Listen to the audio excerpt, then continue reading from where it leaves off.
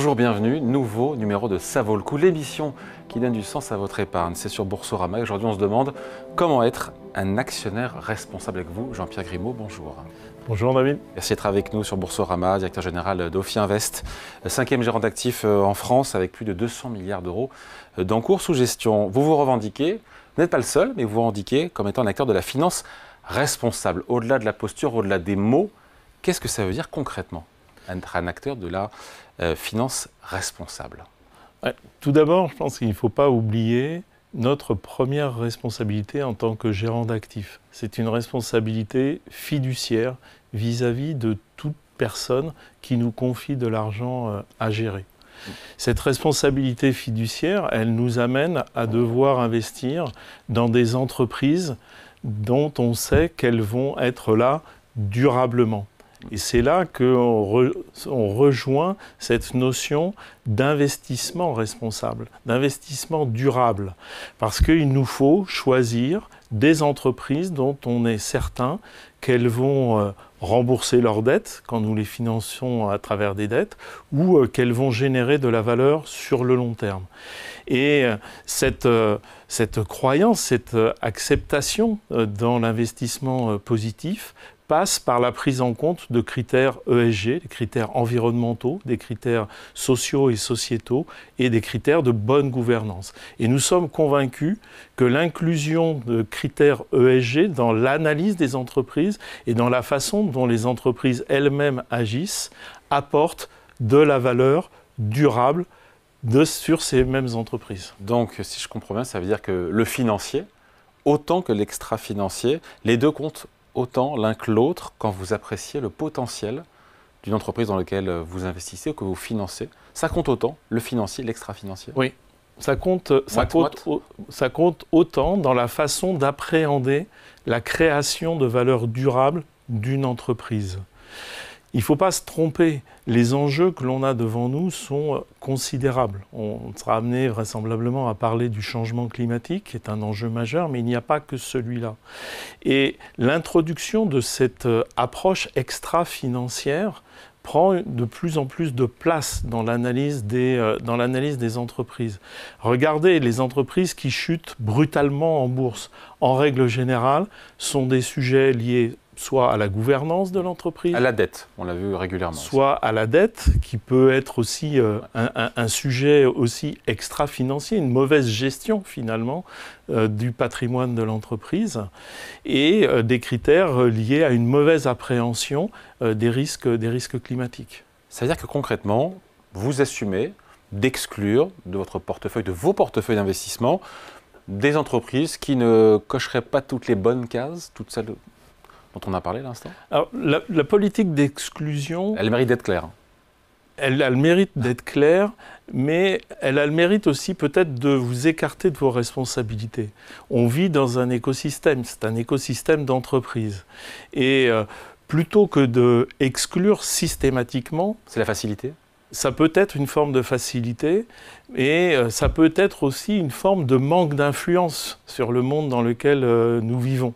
Et donc, même si nous avons mis en place un certain nombre de politiques sur lesquelles je pourrais revenir, des politiques sur le pétrole et le gaz, sur le biocide, sur l'huile de palme, sur le tabac, etc., nous préférons, d'une manière générale, plutôt être dans une posture d'accompagnement et de dialogue avec les entreprises pour les accompagner dans leur propre programme de transition. Et cela, c'est beaucoup plus exigeant, puisque ça exige d'abord une analyse très approfondie du travail fourni par les entreprises, et ça exige du dialogue, ce qu'on appelle le dialogue actionnarial avec les entreprises. Donc pas d'exclusion, sauf en dernier recours. Par exemple, nous avons décidé de ne plus financer par la dette des entreprises qui mettent en travaux de nouveaux champs pétroliers. Mais nous restons actionnaires de ces entreprises justement pour pouvoir, à travers notre présence dans les assemblées générales, changer les choses de l'intérieur. changer les choses de l'intérieur. Justement, et cette saison, c'est pour ça qu'on en parle des résultats qui s'ouvrent en France. On se souvient qu'avec d'autres, mais vous étiez présents ces dernières années, vous avez participé à des actions à la fois individuelles et collectives. Pour faire pression, il faut parler évidemment de Total Energy, de sa direction, et aussi d'Engie, notamment pour les inciter à aller plus loin dans leur stratégie carbone et leur stratégie climat. Honnêtement, vous pensez avoir été entendu ? Écoutez, je pense qu'il ne faut pas raisonner à court terme.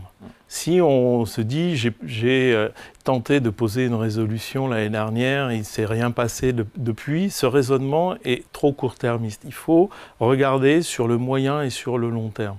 Ces actions d'engagement, nous les avons entreprises il y a quelques années déjà, et force est de constater que petit à petit, certaines évolutions se passent.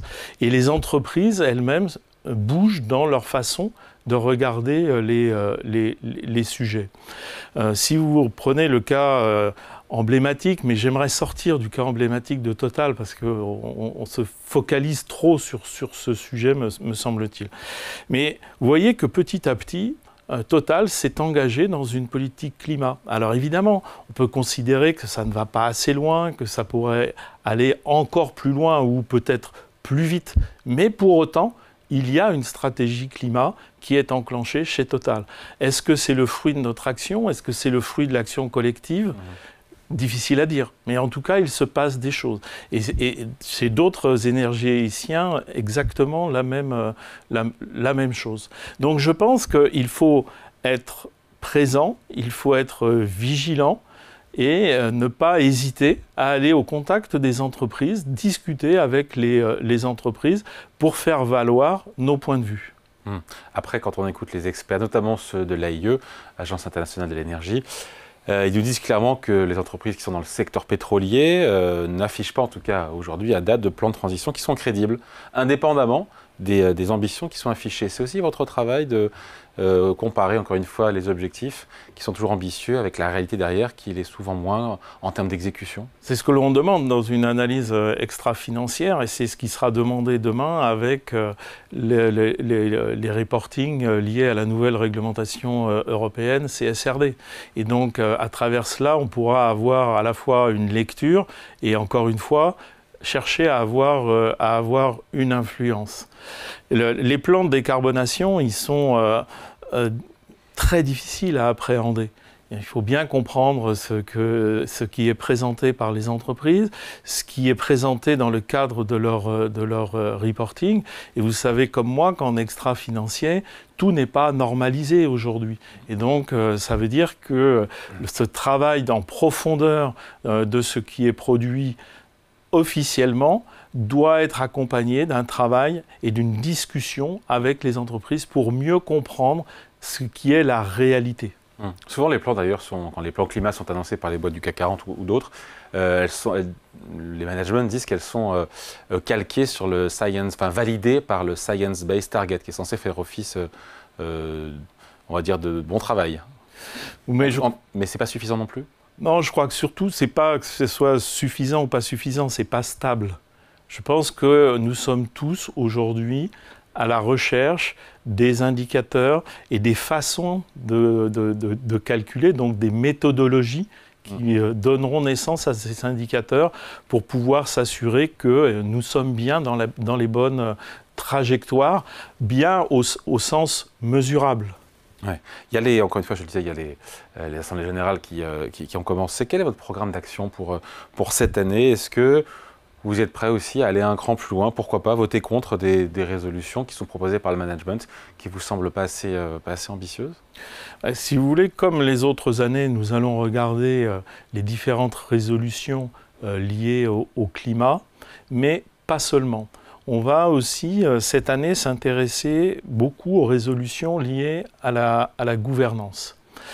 Et en particulier, nous regarderons avec attention lorsqu'il y a des renouvellements de mandats, soit d'administrateurs, soit de directeurs généraux, soit de présidents, soit des deux, eh bien, de bien vérifier que les engagements pris par ces personnes eh bien, ont bien été mis en œuvre, ont bien été respectés dans la façon dont ils influencent les stratégies climatique des entreprises. Autre exemple, sur les politiques de rémunération. Les politiques de rémunération doivent intégrer des critères de durabilité. Elles sont votées en général par les actionnaires. Toujours, alors, il fut un temps, c'était une écrasante majorité, maintenant c'est toujours majoritaire. Il n'y a jamais de gros débat là-dessus d'ailleurs, sauf sur quelques cas assez emblématiques. Mais je pense qu'il est de notre devoir, en tant qu'investisseur responsable, de bien pointer du doigt le fait que les rémunérations des dirigeants intègrent bien des critères de durabilité, comme c'est demandé. Et si ce n'est pas le cas, eh bien, non seulement nous voterons contre ces rémunérations, mais nous ferons savoir que nous voterons contre ces politiques de rémunération si elles n'intègrent pas des critères de durabilité valables. On a souvent parlé des 3 tiers quand on parle du partage de la valeur entre d'un côté les actionnaires, les salariés et l'investissement. Vous proposez les 4, alors pas les 4 tiers, mais les 4 quarts, actionnaires, salariés, investissement, et un quart aussi pour la planète. Alors expliquez-nous, est-ce que vous pensez que c'est quelque chose qui peut résonner dans la tête des dirigeants de sociétés cotées ? Il est vrai qu'il est de coutume de parler de cette règle des tiers, actionnaires, salariés et investissements.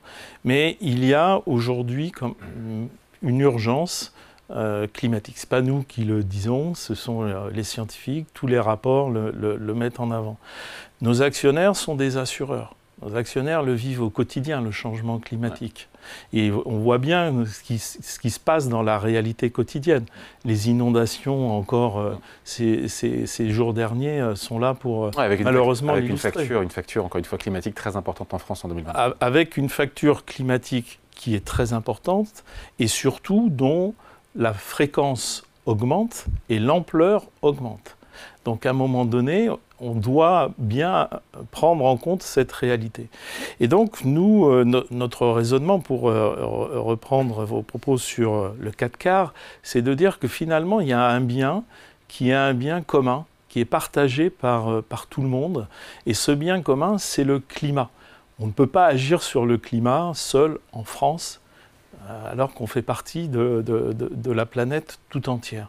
Et donc on se dit que vraisemblablement, dans la distribution des résultats de l'entreprise, il pourrait y avoir une part de ce résultat qui soit consacrée à ce bien commun, et donc à mettre en œuvre, parce que ça peut coûter, des politiques de transition qui soient plus ambitieuses, plus efficaces. Et on peut le proposer en AG, ça, ou pas ? Comment on fait ? Parce que sur le papier, on est tous d'accord. Après, la question, c'est comment est-ce qu'on le met en pratique ?